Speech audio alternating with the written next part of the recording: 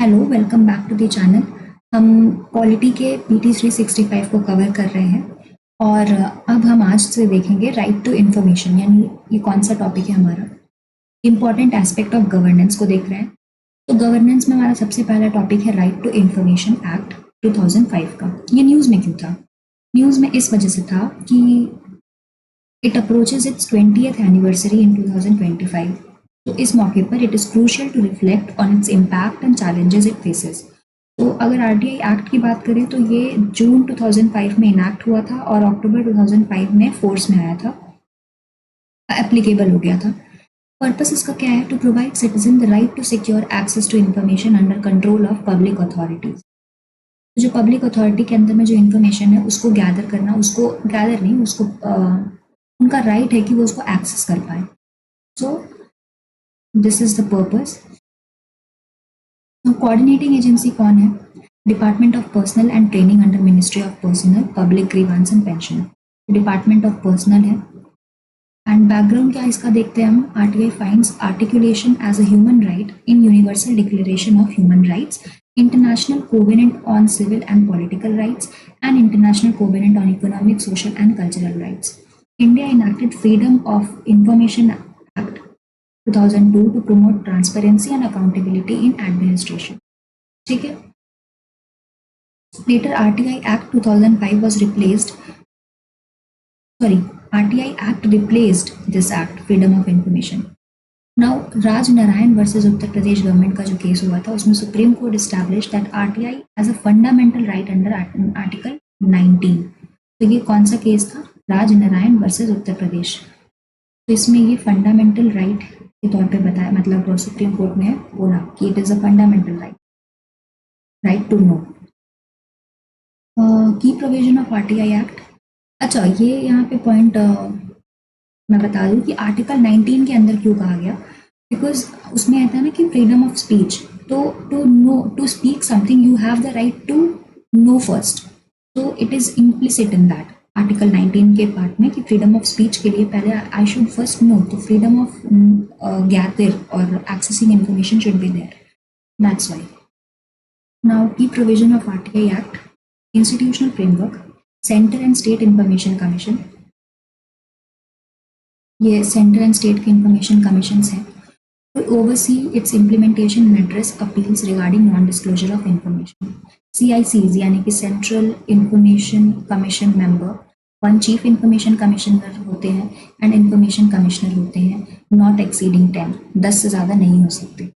CICs and ICs are appointed by president on recommendation of committee, जिसमें कि PM होते हैं, लीडर ऑफ ऑपोजिशन होता है और यूनियन कैबिनेट मिनिस्टर होते हैं, जो कि PM ही नॉमिनेट करते हैं। CIC और IC का टेन्योर जो होता है 3 साल का होता है। Central public information officer PIO और state PIO in every public authority to provide information to person requesting for information under this act. तो ये PIO जो होते हैं, पब्लिक इंफॉर्मेशन ऑफिसर्स, यही इंफॉर्मेशन को देते हैं जब पब्लिक डिमांड करती है। Rights provided, every citizen has the right to request information from a public authority. ठीक है। Obligation of TA, Section 4, to maintain record and proactively disclose certain category of information to minimize need for formal request.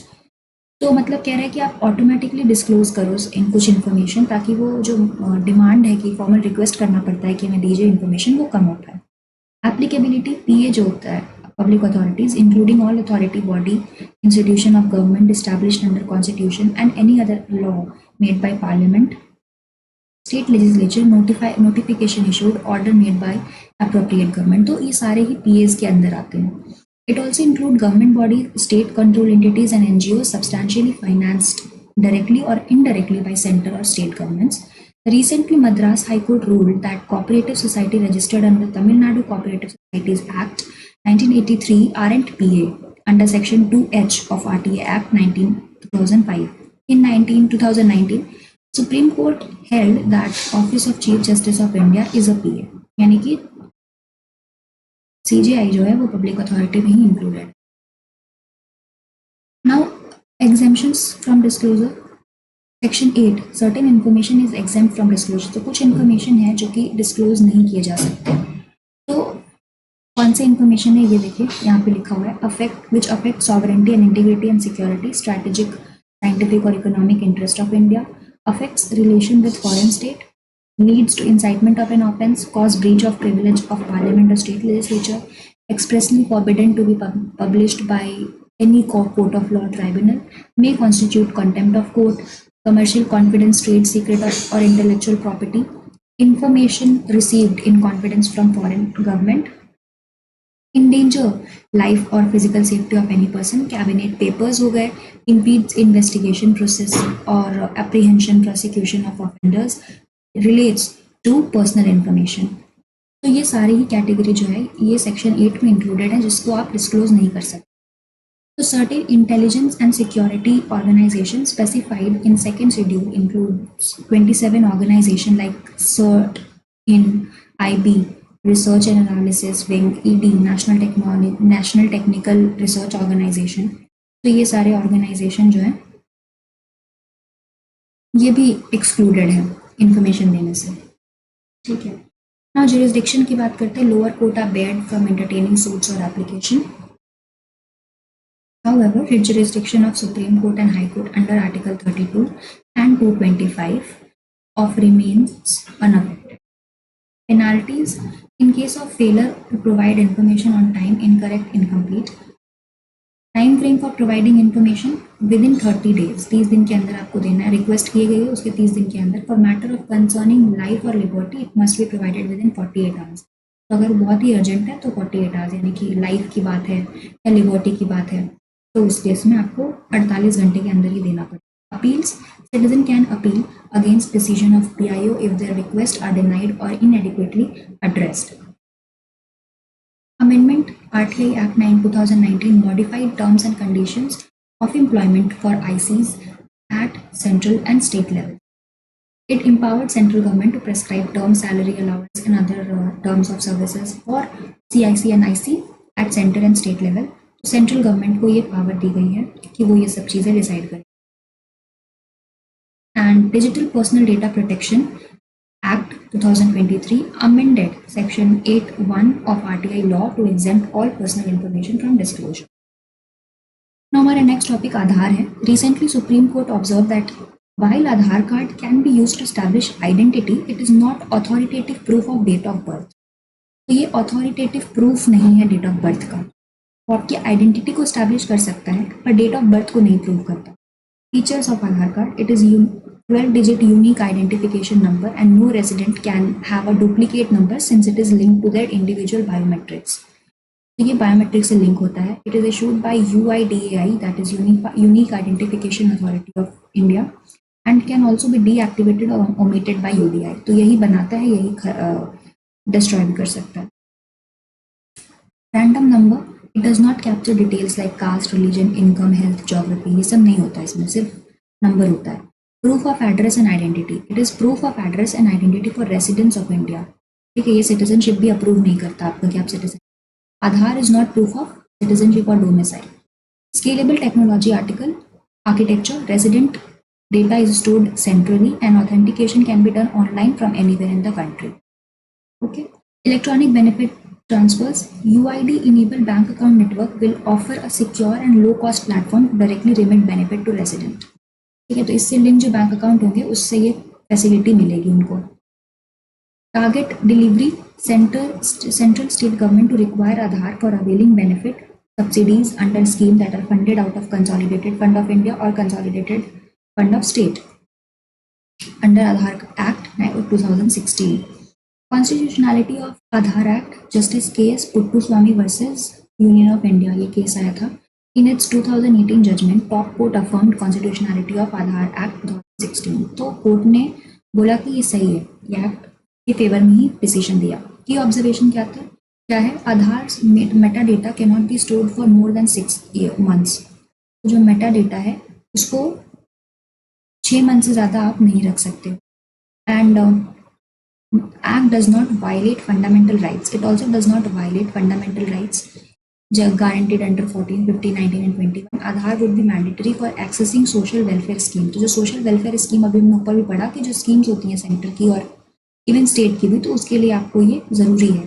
but it cannot be forced on people for opening bank account or for mobile and internet connection. ठीक है. State cannot enter into contracts with private corporation for sharing of Aadhaar data as it infringes on right to privacy. तो private corporation को आप बेच नहीं सकते data क्योंकि ये फिर right to privacy को destroy करेगा. Now unique identification authority of India, इस जो बॉडी है इसके बारे में जानते हैं. ये एक स्टैट्यूटरी बॉडी है जिसका जो कि इस्टेब्लिश हुआ था 2016 में under the provision of Aadhaar act 2016 by government of India under ministry of neat, जो इंडस्ट्री है इंफॉर्मेशन जिसको हम बोलते हैं इलेक्ट्रॉनिक्स एंड इंफॉर्मेशन. तो ये इसके अंदर जो इस्टेब्लिश हुआ था. फंक्शंस क्या है? To issue unique identification ID, responsible for Aadhaar enrolment and authentication, ensure security and confidentiality, develop policy procedure and system for issuing Aadhaar number to individual. Now central sponsored scheme टू न्यूज में है. As part of expenditure reform, NITI Aayog has initiated a process of for revamping of centrally sponsored scheme. तो CSS जो होता है, these are the schemes funded jointly by center and state and implemented through state and sector falling in state and concurrent list of constitution. Current framework of CSS is based on report by subgroup of chief minister on rationalization of CSS. Focus of CSS is on scheme that comprise national development agenda जो होता है उस पे काम करना है for realizing vision 2022 where center and state need to work together. Current status 75 ऐसे schemes हैं हमारे इन 3 category and they constitute around 10.4% of centre's budget expenditure. Funding की बात करें तो all transfers to state for CSS are being routed through consolidated fund of state. Following the recommendation of 14th Finance Commission and abolition of plan non-plan distinction from 2017, CSS and center state sector state schemes have become primary mode of specific purpose transfers made by Union of States. Funding pattern for core schemes हम देखें तो 8 north eastern states and 3 Himalayan states हैं. Centre जो उसमें देगी 90 to 60, मतलब centre जो 90% खर्च करेगी, स्टेट 10%. अदर स्टेट्स में 60-40 का रेशियो है. 60 सेंटर देगा, स्टेट देगा 40. यूनियन टेरिटरी विदाउट लेजिस्लेचर में सेंटर 100% देगी. एंड मॉनिटरिंग की बात करें तो नीति जो है इसको to have concurrent jurisdiction in the monitoring of CSS and also oversee third party evaluation. Now type of ये इस सेंट्रली स्पॉन्सर्ड स्कीम को देखें तो कोर स्कीम्स जो हैं कंप्राइजेज नेशनल डेवलपमेंट एजेंडा, ये कोर स्कीम्स में आती हैं जैसे कि ग्रीन रिवोल्यूशन, प्रधानमंत्री कृषि सिंचाई योजना, स्वच्छ भारत मिशन, ये सब हो गए core schemes. Core of the core schemes, ये ऐसे 6 स्कीम है जो core of the core scheme है for social protection. Okay, social protection and social inclusion. तो it is they are first charge on available fund for NDA. तो ये जो 6 schemes हैं इसमें क्या क्या है? मनरेगा है, नेशनल सोशल असिस्टेंस प्रोग्राम है, 3 अम्ब्रेला स्कीम्स हो गए for development of SC ST and backward classes, differently abled and other vulnerable group, umbrella programme for development of minorities. Optional schemes होते हैं जैसे कि states are free to choose the ones they wish to implement. Funds for these are allocated by ministry of finance. Example border area development programme, Shyama Prasad Mukherjee urban mission. तो ये हो गए हमारे CSS के सारे ऑप्शंस. अब मिशन कर्मयोगी से हम नेक्स्ट क्लास में देखते हैं और ये फिर ज़्यादा बचा भी नहीं है हमारा लेक्चर, ये शायद नेक्स्ट लेक्चर तक ख़त्म हो जाए. तब तक के लिए keep learning and bye bye.